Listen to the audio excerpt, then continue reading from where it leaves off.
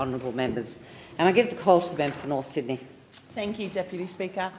There wouldn't be a person in Australia who is not either feeling or aware of the housing crisis we're currently facing in Australia.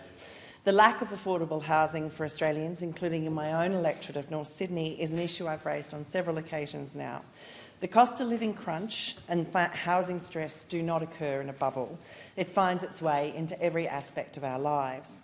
With International Nurses Day this Friday, I wanted to take this opportunity to particularly shine a light on the impact of what I believe is the currently unsustainable housing sector for our essential workers.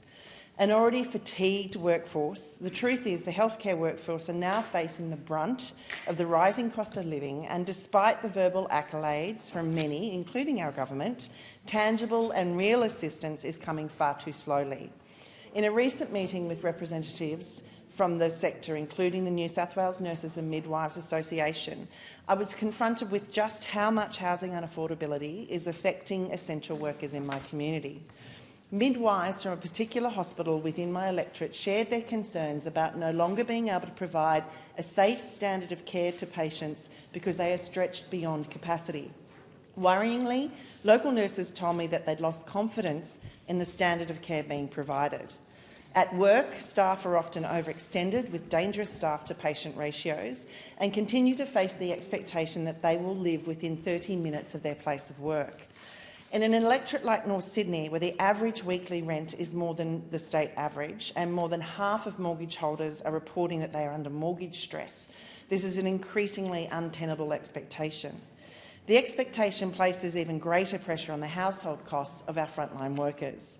It's no wonder that after the trials of COVID, many of the more experienced and knowledgeable nurses have elected to resign or seek opportunities where the policy settings, including pay, nurse-to-patient ratios and housing availability and affordability, are more favourable. I'm particularly concerned about the graduates that are coming through the system who are being asked to bear a much larger share of the burden and are finding themselves in situations where they feel wholly unqualified to manage. Challenges such as these require a concerted effort across all levels of government and society. Nurses are the heartbeat of our care sector, and with national ambitions to significantly increase the size of this workforce, we must find ways to make the idea of a profession in this sphere something people will pursue for a reason other than just their own good hearts.